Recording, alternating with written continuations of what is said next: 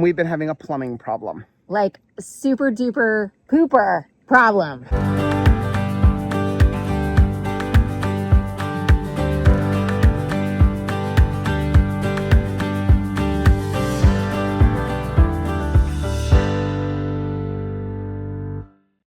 Welcome back to the Double K Farm channel. Hi, Rachel. And I'm Joe, and we moved from the city to the country to live a more self-sustainable lifestyle.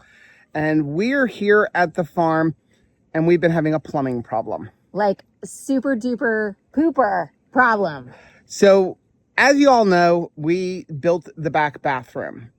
And once we started using it, we started noticing a problem. And that was every time we would drain the tub or even work the shower, the toilet would start gurgling. Yes.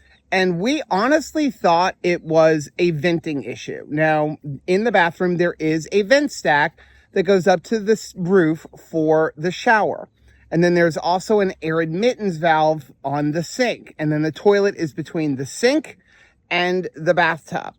And we tried everything. Everything. We had a plumber come out. The plumber told us the air admittance valve was bad. So we ran and bought a new one because he didn't have one in stock. Also, know your prices, because we asked him, what would it cost to just do the plumbing for the front shower, for the master shower?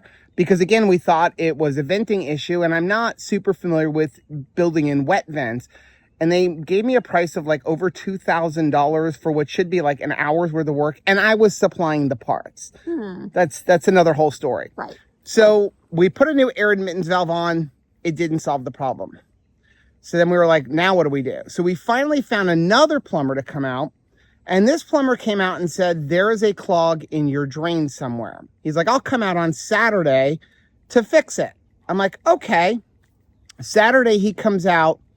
And he goes, I can't do it today. Can I come next week?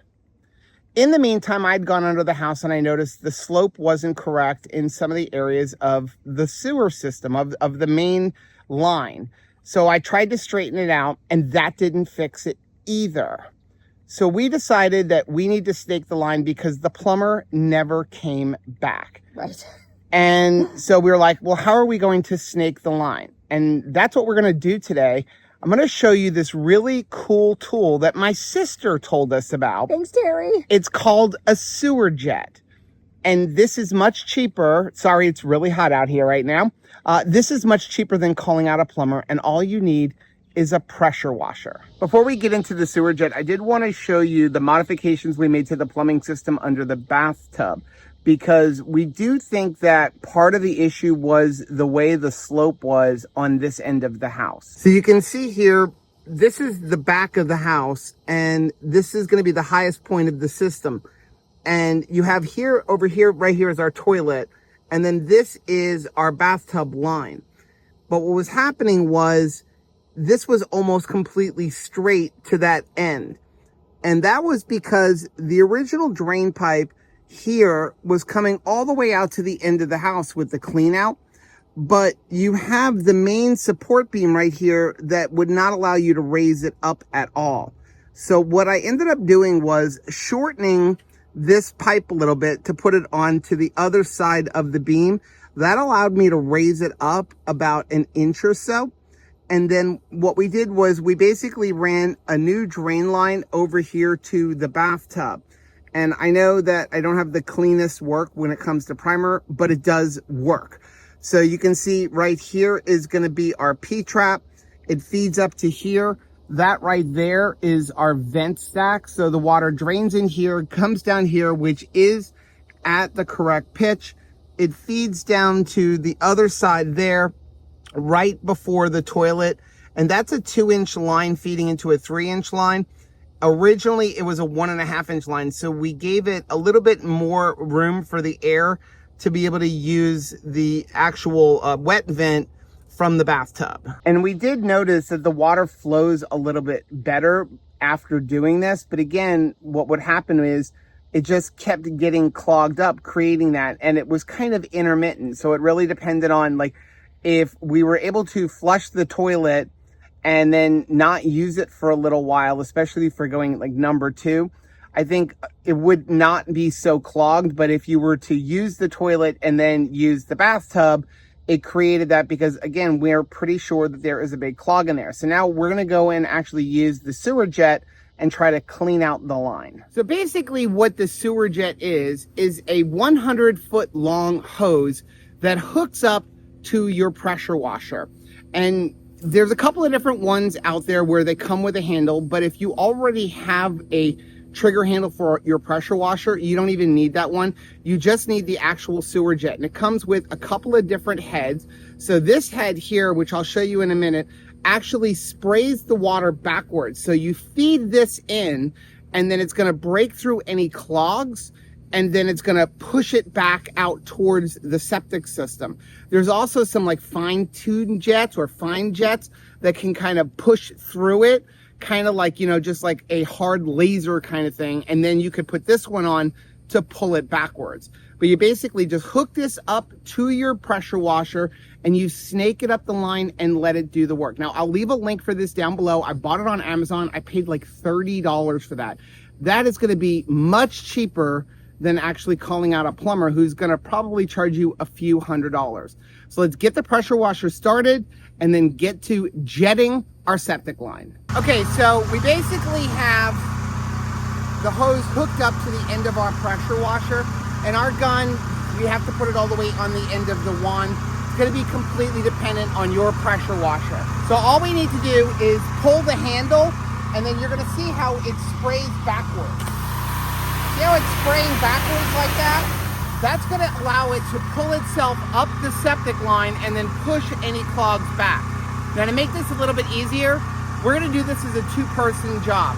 Rachel is going to pull the trigger while I feed the hose up the septic line. So we're going to simply put the hose in the septic, and we're going to start feeding it up towards the house, and Rachel's going to go ahead and pull the trigger. And you can see how I'm not even feeding it. It's literally just pulling itself in. And if it hits something, you'll have to give it a little bit of a feed.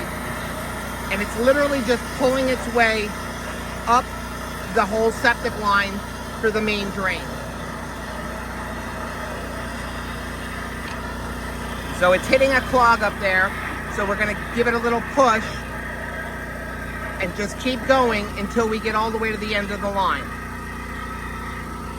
So that was pretty amazing. I fed it up, it hit a clog, and then I just kept working the hose, and I didn't show this part because it's kind of gross, but big giant wads of toilet paper and then a big giant plastic wrapper came down. So most likely the old owners were flushing things down the septic line that just weren't supposed to be flushed down a septic line, and then combine that with the fact that there were a couple of high spots along the line coming from the back bathroom to the front of the house.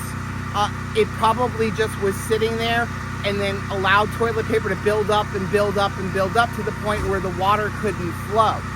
But we're gonna go ahead and test everything in a minute and see if the toilet bowl actually gurgles.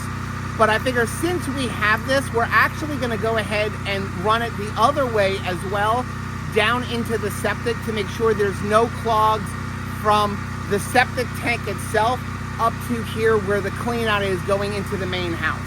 So this time what we're gonna do is we're gonna push it in this way, and what it's gonna do is actually shoot some stuff backwards, but again, the goal is to just make sure there's no clog in this line that feeds down into our septic tank. So we're gonna have Rachel go ahead and pull the trigger, and we're gonna let it feed in a little bit.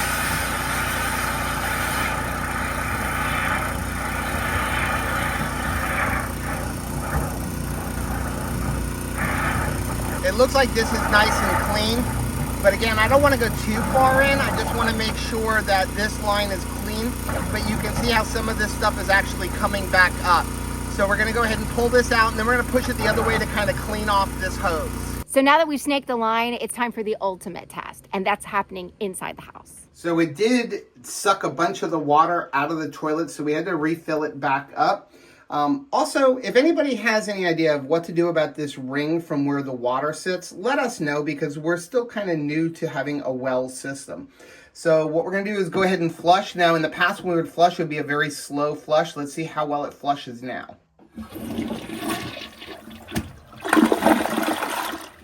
So that worked. Instant on flushing. Like, I feel like the Beverly Hillbillies with the cement pond. Like, this is very exciting. Next thing we're going to do is go ahead and plug up our tub, and we're going to fill this up and see what happens. Okay, I think we have enough water in here. We're going to go ahead and turn off the water, and let's pull the plug and see how it drains. I can already tell you, you hear the water flowing a lot better. Let's go ahead and check the toilet. Normally it would take a second or two. I'm not seeing anything. And also, when you would do this, you'd start seeing the water move even before the gurgling. And I'm not seeing any of that either. It's just going well. Let's go ahead and check the drain on the outside and see how the water is flowing through the septic pipe. Oh yeah, you can really see the water is flowing nicely. So this piece here is how we're actually emptying out our RV, but we're gonna check the other one as well. And that is this one up here, and you can see when you look down there, the water is flowing really well. Before it would just kind of trickle down, and you can actually hear it trickling. So we've got really good flow now. We have a working bathtub and toilet. No gurgling.